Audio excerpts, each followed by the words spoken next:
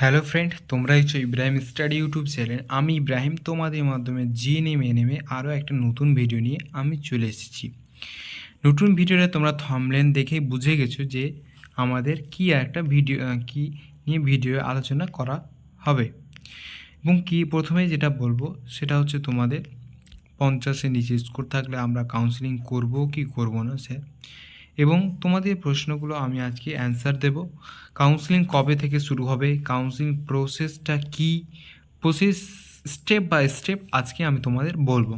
তো ভিডিওটা তোমরা কন্টিনিউ করতে থাকো, কোনো স্কিপ করবে না, এটা একটা অনুরোধ থাকলো। এবং এই চ্যানেলের মধ্যে যদি নতুন হয়ে থাকো চ্যানেলটাকে সাবস্ক্রাইব করে দাও, পাশে থাকা বেল নোটিফিকেশানটা অন করে দিয়ে আমাদের পাশে থেকো। তো আজকে শুরু করি, তোমাদের একটা একটা করে প্রশ্ন আমি অ্যান্সার দেবো। আনসার দেওয়ার আগে তোমাদের যেটা হচ্ছে প্রথম প্রশ্ন সেটা হলো 50 নিচে আমরা পেয়েছি এবং সেটা কাউন্সেলিং করব কি করব না, সেটা নিয়ে তোমাদের আমি ভিডিওর একটু শেষে দিকে আমি আলোচনা করব। তার আগে আমি কাউন্সেলিংয়ের প্রসেসটা একটু বলে দিই। কাউন্সেলিং প্রসেসটা আমি আজকে বলছি, শোনো ভালো করে, মন দিয়ে শোনো, বা তোমাদের একটা খাতায় নোট করে নিতে পারো। অনেকেই বলছো স্যার আমাদের রেজাল্ট পাবলিশড হয়ে গিয়েছে অলরেডি 2024-এর। এবার রেজাল্ট পাবলিশড হয়ে যাওয়ার পর আমরা কাউন্সেলিং করব, কাউন্সেলিং শুরু হচ্ছে না, অনেক দিন হয়ে গেল। এবার ধরো কাউন্সেলিং কেন শুরু হচ্ছে না, তোমাদের একটাই কথা, কাউন্সেলিং কেন শুরু হচ্ছে না। দেখো তোমাদের পুজোর সময় কাউন্সেলিং শুরু হওয়ার কথা ছিল, কিন্তু কোনো কারণবশত কাউন্সেলিং শুরু হতে লেট হচ্ছে।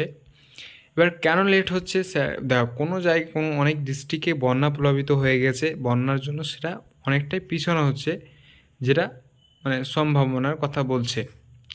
তারপরে হচ্ছে তোমাদের যেটা কাউন্সেলিং শুরু হবে, যেটা জানা যাচ্ছে পুজোর পরে শুরু হতে পারে অথবা পুজোর মাঝ থেকেও শুরু হতে পারে।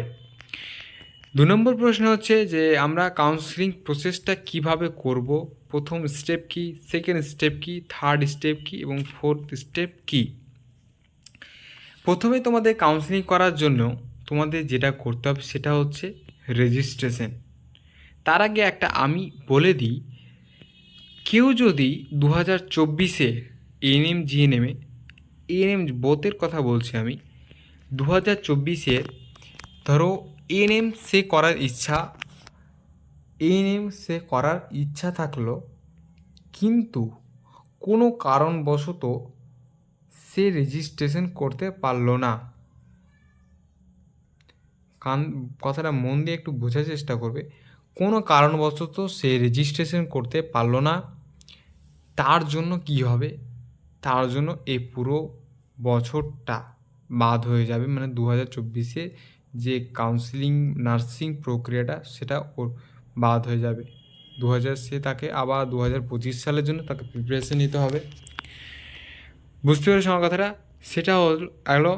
এবার ধরো কেউ বলছে যে জেএনএমের কোনো প্রথমে রেজিস্ট্রেশন করলো না, ফার্স্ট রাউন্ড, সেকেন্ড রাউন্ডে, থার্ড রাউন্ডে, মপ আউট রাউন্ডে করলো, সেটা পাবে। যদি মপ আউট রাউন্ডে করে তাকে আবার টাকা বেশি দিয়ে থেকে রেজিস্টার। আমি তোমাদের স্টেপ বাই স্টেপ বোঝানোর চেষ্টা করছি, তোমরা একটু বুঝতে থাকো। প্রথম হচ্ছে যে আমাদের কাউন্সেলিংটা কবে থেকে শুরু হলো আমি বললাম। এবার দ্বিতীয় কথা হচ্ছে যে প্রসেসটা কী। প্রথমে রেজিস্ট্রেশন করলাম, রেজিস্ট্রেশনের পর কী করবে, দেখো রেজিস্ট্রেশন করার পর তোমরা টাকা কাটাবে। প্রথমে টাকা কাটাবে, 500 টাকা কাটবে। তারপরে তোমাদের কলেজ চয়েস আসবে, তোমরা কলেজ চয়েস করবে। কলেজ চয়েস করার পর তোমাদের সেটা লক হবে আইডিটা। তারপরে তোমাদের সেকেন্ড রাউন্ড আসবে, থার্ড রাউন্ড আসবে, তারপরে তোমাদের মপ আউট রাউন্ড আসবে।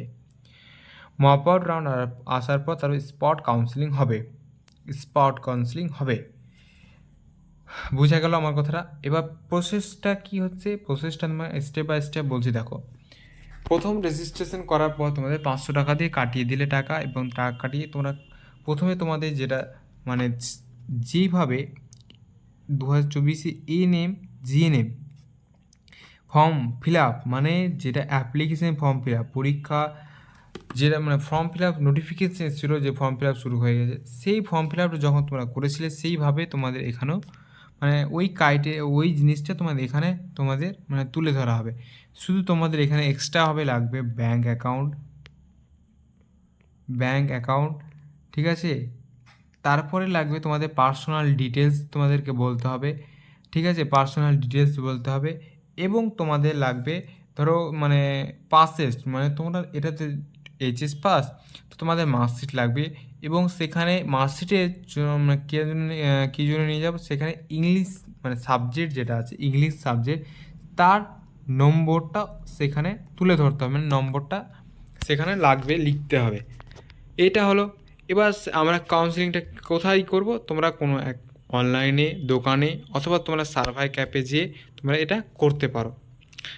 তারপরে প্রশ্ন হচ্ছে যে সেকেন্ড স্টেপ হলো, থার্ড স্টেপ হলো এবার মপ আউট রাউন্ডটা হচ্ছে তোমাদের যেটা 500 টাকা দিয়ে তোমরা যদি ফার্স্ট রাউন্ডে যদি টাকা দিয়ে পে করে থাকো, ঠিক আছে, পে করে থাকো, তাহলে তোমাদের মপ আপ রাউন্ডে তোমাদের 200 টাকা লাগবে এবং 200 টাকা এক্সট্রা দিয়ে টোটাল 700 টাকা হবে। 700 টাকা দিয়ে তোমাদের সেখানে রেজিস্ট্রেশন করতে হবে। বুঝতে পেরেছো আমার কথা? তোমাদের সেখানে রেজিস্ট্রেশন, তারপর স্পট কাউন্সেলিং হবে। স্পট কাউন্সেলিং হওয়ার পর তোমাদের ডকুমেন্ট ভেরিফিকেশন হবে। ডকুমেন্ট ভেরিফিকেশনের সময় ডকুমেন্ট তোমাদের কী কী লাগবে আমি ভিডিও ডিসক্রিপশানে লিঙ্ক দিয়ে দিচ্ছি, ভিডিওটা তোমরা যদি না দেখে থাকো তাহলে অবশ্যই ভিডিওটা দেখে আসবে। কী কী ডকুমেন্ট লাগবে A to Z আমি ডকুমেন্টের কথা বলেছি, যা যা সরকারি মানে নোটিশ থেকে বলা হয়েছে তার সেটাও বলেছি এবং এক্সট্রা যেটা যেটা লাগবে সেটাও তোমাদের আমি বলেছি এবং কত কপি করে জেরক্স লাগবে সেটাও আমি তোমাদের বলেছি। এই হলো। তারপরে তোমাদের যেটা হচ্ছে মানে কাউন্সেলিং হয়ে গেল।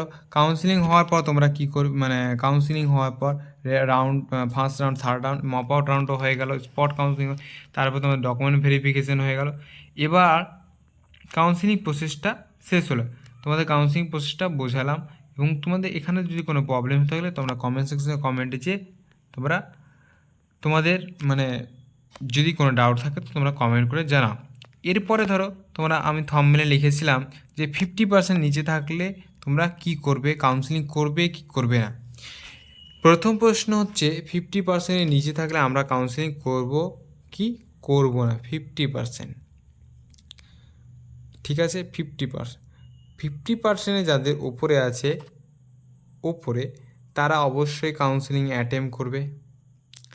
50%-এর নিচে যাদের আছে, ধরে না একটা আমি 50% না দিয়ে যদি 45 যাদের আছে 45 তারাও কাউন্সেলিং করবে।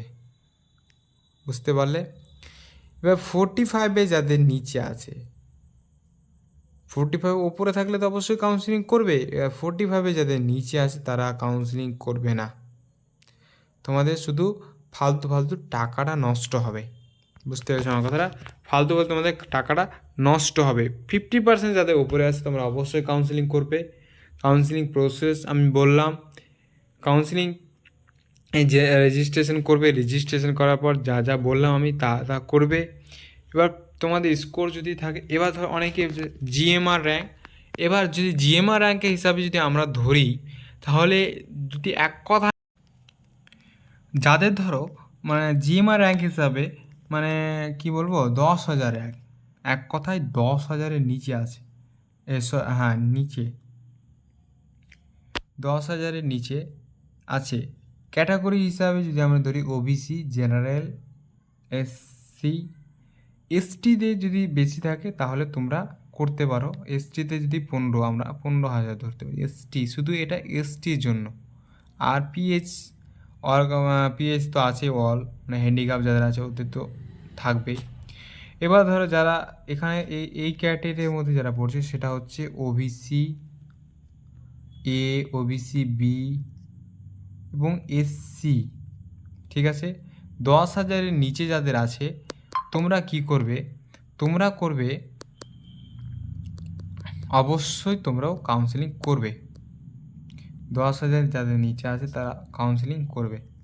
এবার ধরো কারো 10,000 নিচে আছে, 50 স্কোরের নিচে আছে, তাহলে জিএমআর র্যাঙ্ক 10,000 আছে, তোমাদের বলছি তোমরাও জিএমআর র্যাঙ্ক হিসাবে তোমরা কাউন্সেলিংয়ে ট্রাই করতে পারো, ঠিক আছে, ট্রাই করতে পারো তোমরা কাউন্সেলিং হিসাবে।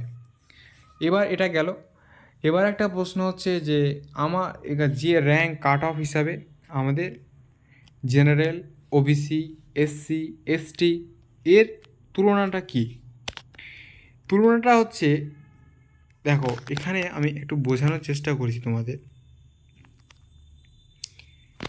কারো rank general UR unreserved category যদি তোমাদের 70 কাট অফ যায় আনরিজার্ভ ক্যাটাগরিতে, এটা আমি লক করে দিলাম, ধরো 70 কাট অফ গেল। এবার অনেকে এবার এখানে প্রশ্ন করবে 70 কাট অফ গেল, আমার ওবিসি আছে, ওবিসির মধ্যে কাটের মধ্যে পড়লো এবি, এসসি আছে, এসটি আছে, ইডাব্লিউ এস আছে। এবার আমরা কি করব? OBC, SC, ST, EW S তোমাদের এখানে দেখো, আমি যে একটু বোঝার চেষ্টা করো। ওবিসি জেনারেলে যদি 70 কাট অফ যায়, তো তোমাদের যদি এই ওবিসির কথা বলছি আমি, ওবিসিতে কোনো স্টুডেন্ট যদি 70-এর বেশি নম্বর পায়, 70.01 অথবা 71 বা 71 নম্বর পেয়েছে, তো তোমরা যে ওবিসির ক্যাটাগরিতে আছে, ওবিসি ক্যাটাগরিটা তোমাদের জেনারেলে পরিণত হয়ে যাবে। ওবিসি ক্যাটাগরি তোমাদের জেনারেলে পরিণত হয়ে যাবে। এবার কেন পরিণত হবে? তোমাদের যেহেতু জেনারেলে কাট অফ গেছে 70, সেহেতু তোমাদের ওবিসিতে তুমি পেয়েছো তুমি পেয়েছো স্কোর পেয়েছো তোমাদের 71, তোমার সেহেতু ওবিসি ক্যাটাগরিটা বাদ হয়ে তোমাদের জেনারেলে পরিণত হয়ে যাবে। বুঝতে পেরেছো আমার কথাটা?